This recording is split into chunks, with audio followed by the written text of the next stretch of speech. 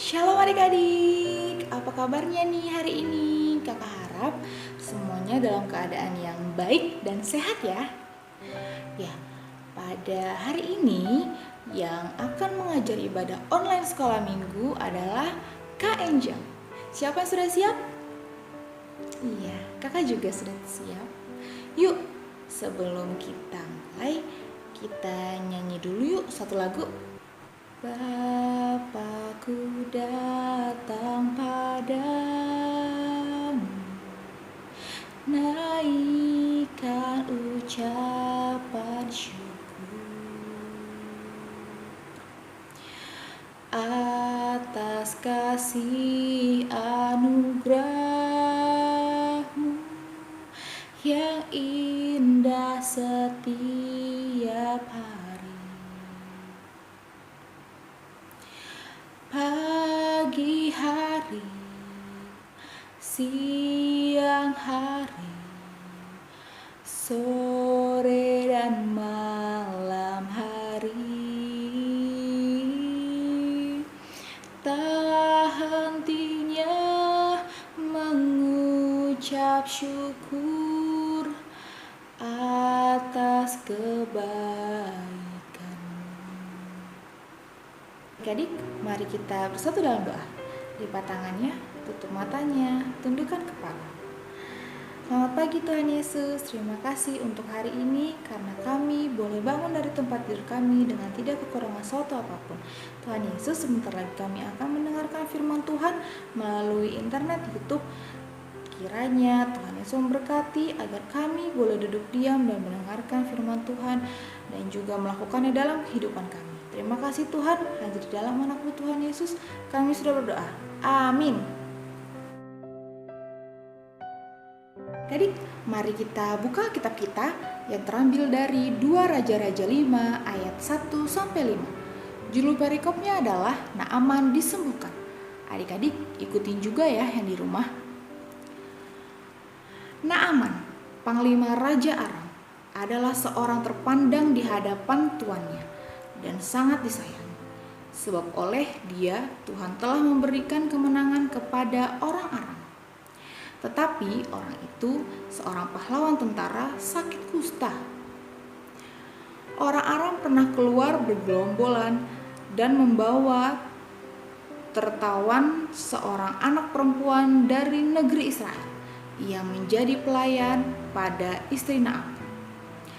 Berkatalah gadis itu kepada nyonyanya, sekiranya tuanku menghadapi nabi yang di Samaria itu, maka tentulah nabi itu akan menyembuhkan dia dari penyakitnya. Ayat keempat, lalu pergilah Naaman memberitahukan kepada tuannya, katanya, beginilah dikatakan oleh gadis yang dari negeri Israel itu. Maka jawab Raja Aram, baik, pergilah dan bawa aku akan mengirim surat kepada Raja Israel. Lalu pergilah Naaman dan membawa sebagai persembahan 10 talenta perak dan 6.000 shikal emas dan 10 potong pakaian. Ya adik-adik, pasti adik-adik sudah pernah dengar ya cerita soal Aman disembuhkan.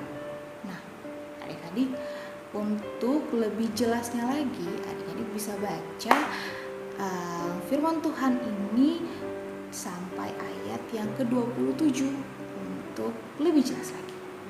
Nah, Kakak akan menceritakan cerita Naaman yang disembuhkan ini. Seperti adik-adik sudah tahu, Naaman kena penyakit apa? Ya, kena penyakit kusta. Dia terkena penyakit kusta dan dia sangat frustasi, sangat menginginkan kesembuhan yang terjadi pada dirinya. Dia tidak tahu gimana caranya. Ya, adik-adik, sebelum akhirnya Naaman itu sembuh, ada beberapa tokoh atau cerita yang bagaimana sih sampai akhirnya Naaman bisa sembuh? Nah, tadi di ayat yang awal, adik-adik pasti tahu ya, ada seorang pelayan istri Naaman. Dia berasal dari negeri Israel.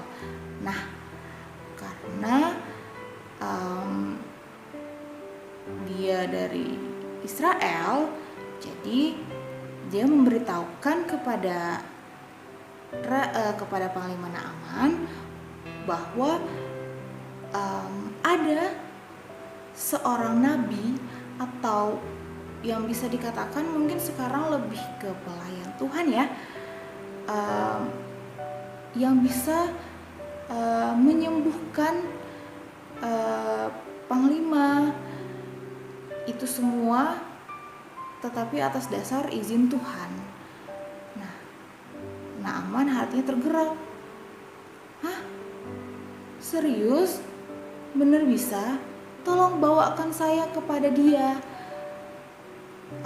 Lalu kata pelayan itu, dia bernama Elisa. Dia adalah nabi Tuhan. Kemudian dibawanya lah Naaman bertemu Elisa. Kisah ini adik-adik menampilkan kuasa Allah yang sangat luar biasa. Naaman, panglima dari Aram, datang memohon pertolongan untuk penyakitnya. Untuk penyakit apa? Penyakit kustanya. Lalu Elisa menyuruh dia menyelam ke sungai apa? Ya, ke sungai Yordan.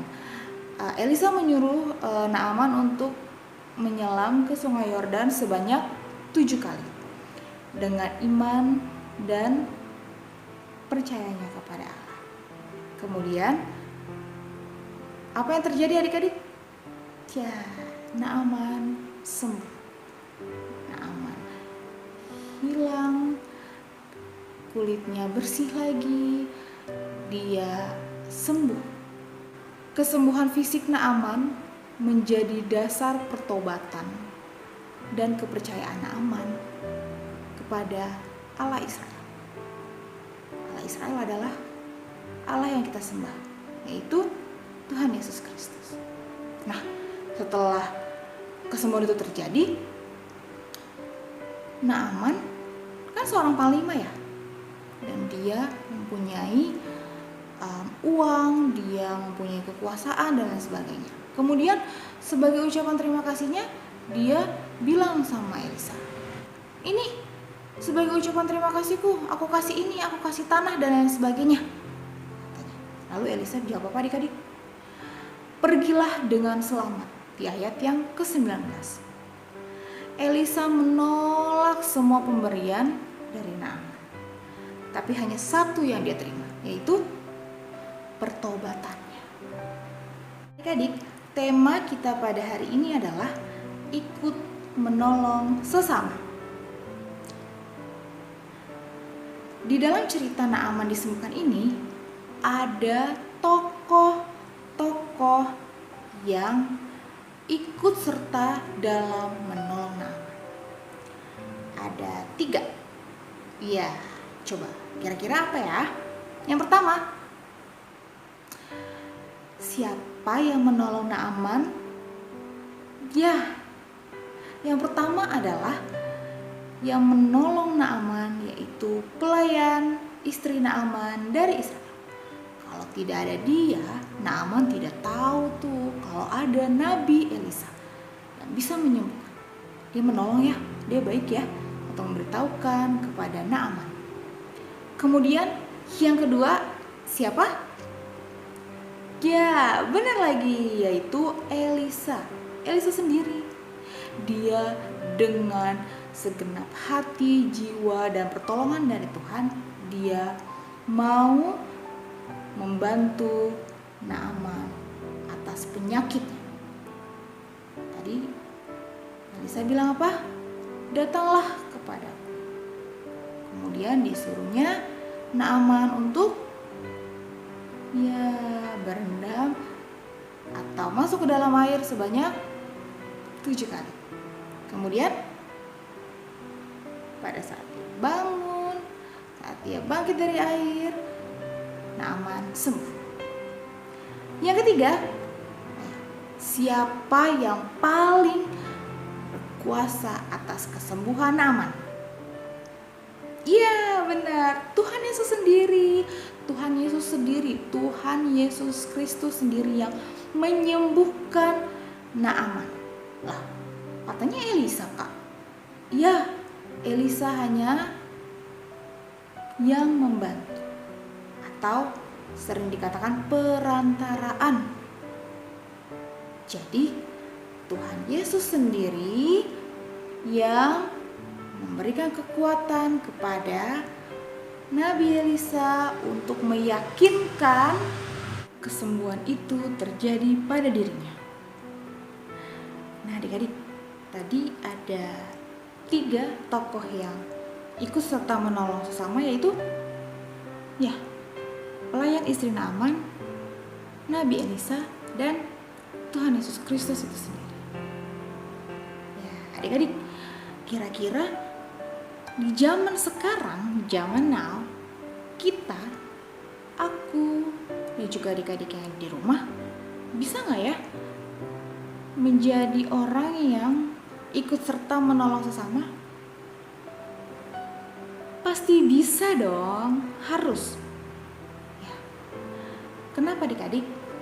Karena kita adalah anak-anak Tuhan yang juga harus mempunyai keinginan untuk menolong sesama. Seperti tokoh yang tadi. Nah, kira-kira apa dong Kak yang bisa kita lakukan?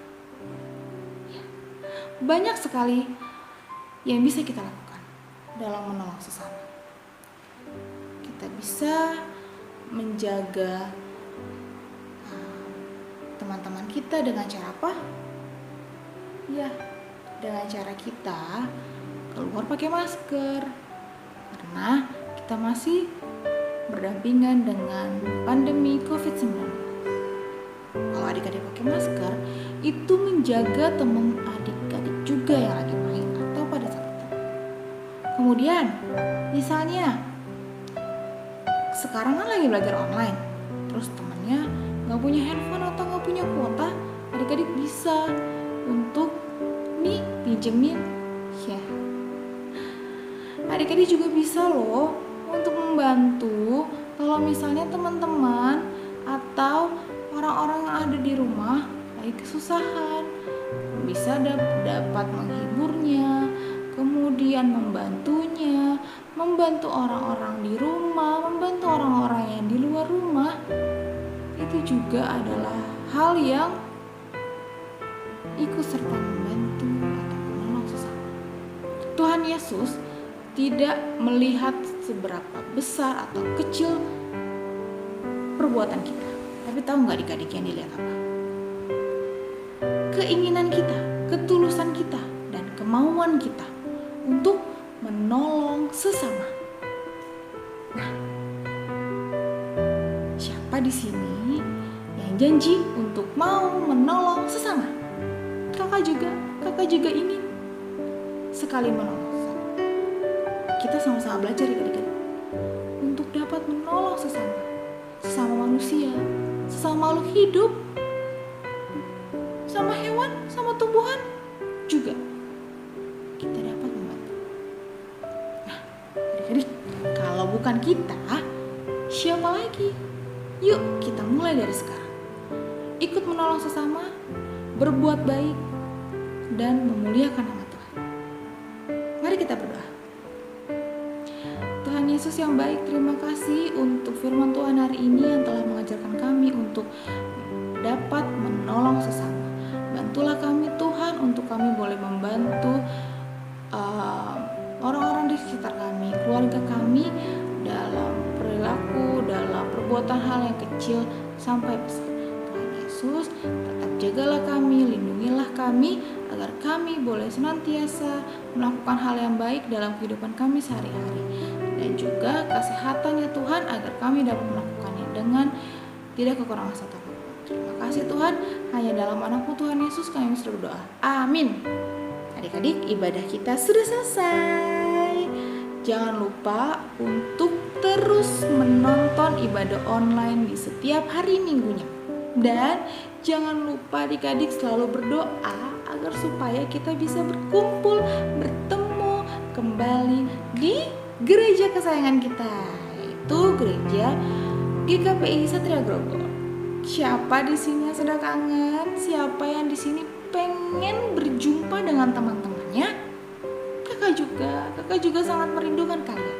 Yuk, setiap sebelum tidur, setelah bangun tidur, kakak minta untuk adik-adik berdoa agar supaya pandemi ini selesai, orang-orang disembuhkan, dan kita bisa ketemu di gereja atau di sekolah.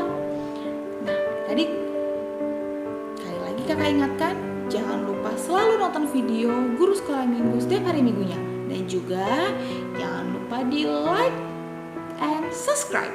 Oke? Sampai ketemu di video Sekolah Minggu selanjutnya. Bye bye. Terima kasih. Shalom. Tuhan Yesus memberkati.